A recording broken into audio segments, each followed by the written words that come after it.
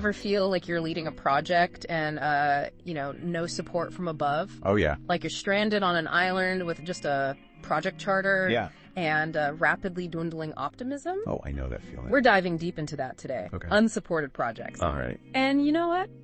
Turns out you're not alone. Really? Yeah. Interesting. And there are ways to not just survive, but actually thrive in this situation. Okay. Well, that's good to know. Right. Yeah. So Yeah. to start off, the Yeah. first thing is understanding that lack of support Mm-hmm. doesn't always mean you've done something wrong. Okay. It's often tied to larger forces within the organization. Right. The source material calls this benign overload, Canine overload. where executives are so swamped with competing priorities I see. that your project it just might get lost in the shuffle. Okay.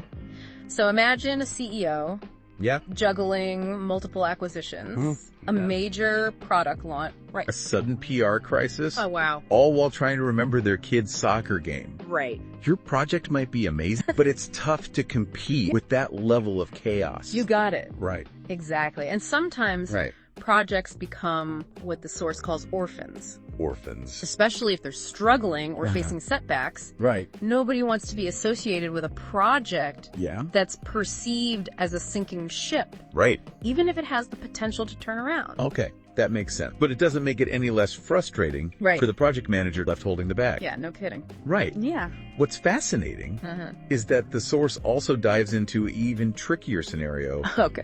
contentious projects. Ah, yes. This is where things get really interesting. Imagine Action. you're leading a project that's publicly supported by the company, but behind closed doors, Yeah. some key executives are dead set against it. Oh, wow. Talk about a tightrope walk. It's tough. You're constantly trying to balance stakeholder expectations while Yeah. navigating a minefield of internal politics. Yeah, that sounds super stressful. So we've got benign overload, Right. orphan projects, Yeah, that's- and contentious projects, Uh-huh. all contributing to this feeling of going it alone. I see. But knowing why it happens is only half the battle. Well, then what's the other half? What can our listeners actually do Yeah. when they find themselves in this position? What does the source recommend? Well, instead of dwelling on the lack of support itself, Okay. the source encourages project managers to focus on what they can control. That makes sense. And that's where project soft skills Soft skills. become absolutely critical. Okay. These are skills like communication, influence, negotiation, Okay. and emotional intelligence. Right. The kind of skills that help you navigate the human side of project management. So like people skills. Right. Yeah. But project soft skills sounds a bit vague.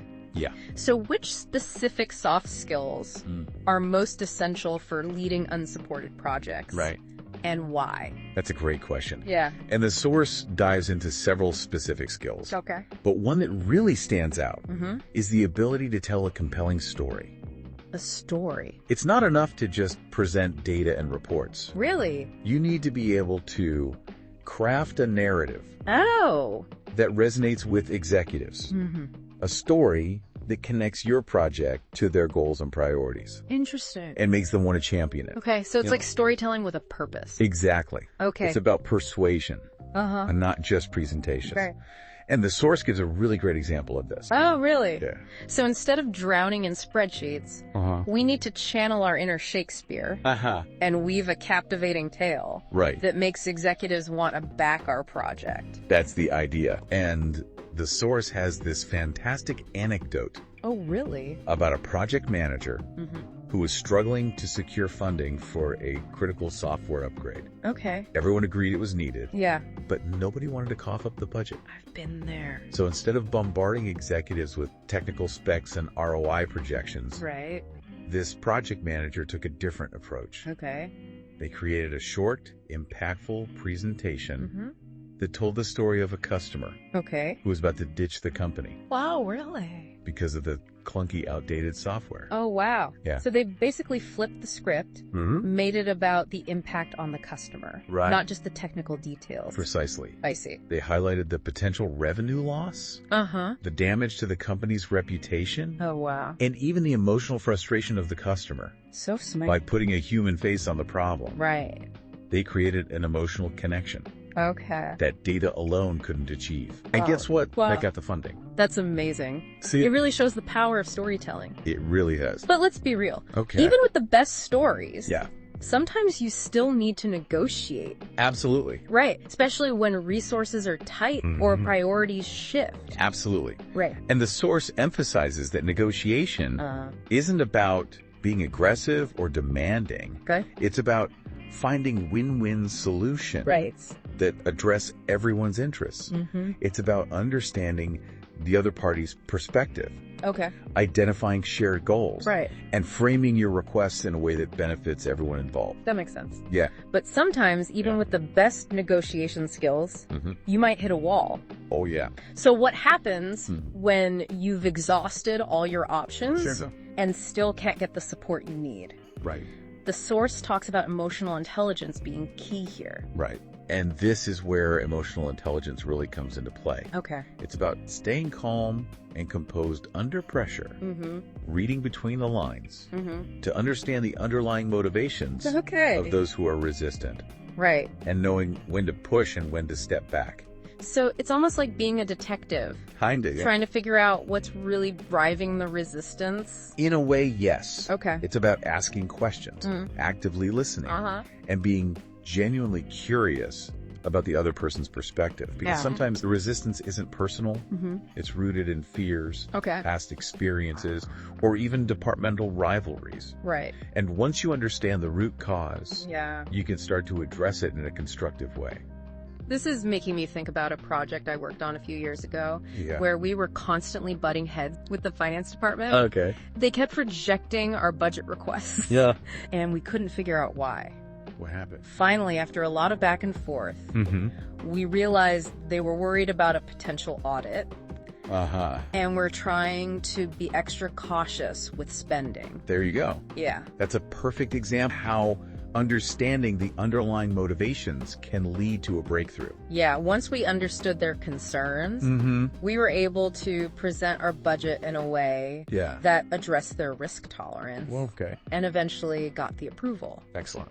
That's emotional intelligence in action. It is. But it's not just about understanding others. Right. It's also about managing your own emotions. Oh, yeah. Because let's face it, leading an unsupported project can be incredibly frustrating and demoralizing. It really can. Oh, tell me about it. I know. There were times when I wanted to throw in the towel and walk away. Oh, yeah.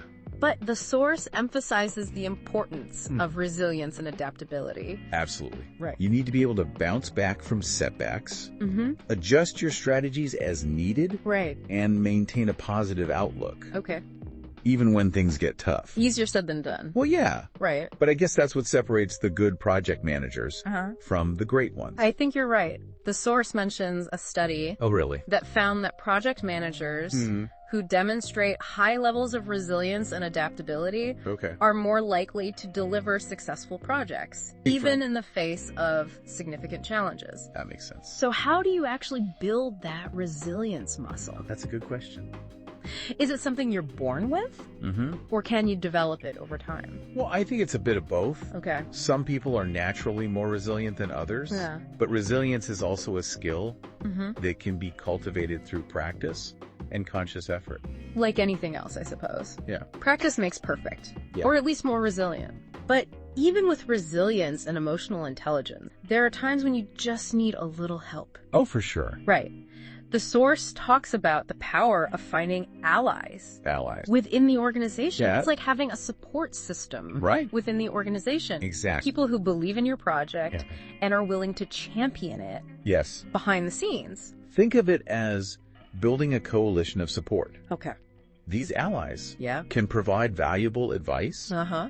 offer different perspectives, Okay. and even help you navigate the political landscape. Right. And sometimes just having someone to vent to Oh, yeah. can make all the difference, right? Someone who understands the challenges you're facing and can offer encouragement when you're feeling overwhelmed. Leading an unsupported project can be isolating. So having that network of allies can provide a much needed sense of community and share purpose. It's like having a team even when you're technically going it alone. Right. But even with allies, you still need to be able to demonstrate the value of your project. You hit the nail on the head. Right. It's not enough to just complain about lack of support. No. You have to show results. The source makes it very clear. Yeah.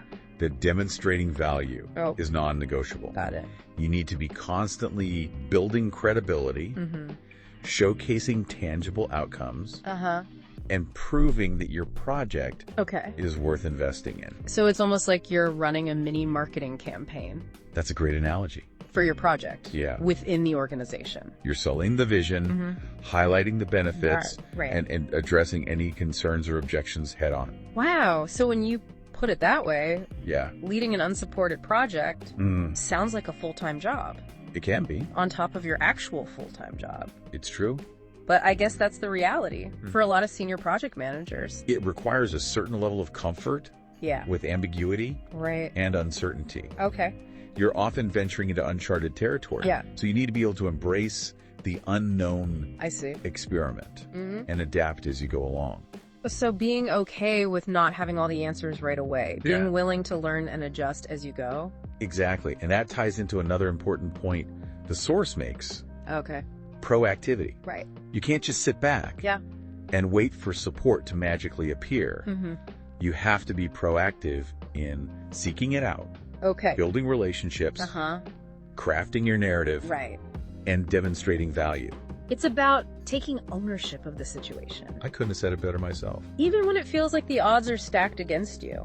And you know what? That can be incredibly empowering. Oh, really? Because even when you lack formal support, you can still exert influence, make progress, and achieve your goals. So for our listeners who are currently feeling stuck on an unsupported project, what's the one key takeaway they should remember? Lack of support is a challenge. Yeah. But it's not an insurmountable obstacle. Okay. By mastering these soft skills, communication, negotiation, emotional intelligence, resilience, adaptability, and proactivity, you can not only survive, but thrive in these challenging environments. And remember, it's not about going rogue. Or trying to bypass the system. It's about skillfully navigating the organizational landscape, building bridges, and advocating for your project in a strategic and effective way. It's about turning a potential liability into a strength. I love that. So as we wrap up this deep dive into unsupported projects, I want to leave our listeners with a final thought-provoking question. All right. What's one soft skill you could focus on develop to better navigate your next unsupported project? Good question. Is it communication? Negotiation? Building stronger relationships? All right. Or maybe it's about cultivating that resilience and adaptability we talked about. Or becoming more comfortable with uncertainty. Good point. Whatever it is. Remember that investing in these soft skills will pay dividends throughout your career. For sure. Not just on those tough projects. And if you have any stories or insights from your own experiences with unsupported projects, we'd love to hear them. Share them in the comments. Yeah. Because we're all in this together. Absolutely. Until next time, happy project managing.